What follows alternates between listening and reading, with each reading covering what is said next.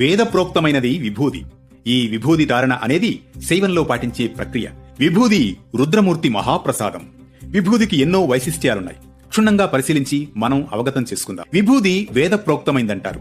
విభూది ధారణ శైవంలో ప్రధాన లక్షణం.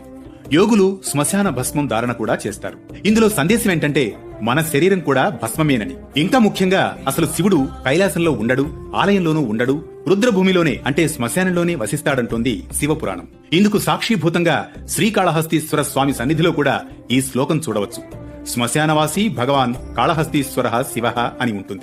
భక్తులు విభూదిని బ్రుకుటిన ధారణ చేయడం జరుగుతుంది. మన ఆత్మస్థానం నందు అనగా మన ఛాతీ భాగం కలపబడిన స్థానంలో కొందరు యోగులు ఇరు పార్శ్వాలకు చేతి ముంజేతులకు ధారణ చేస్తారు.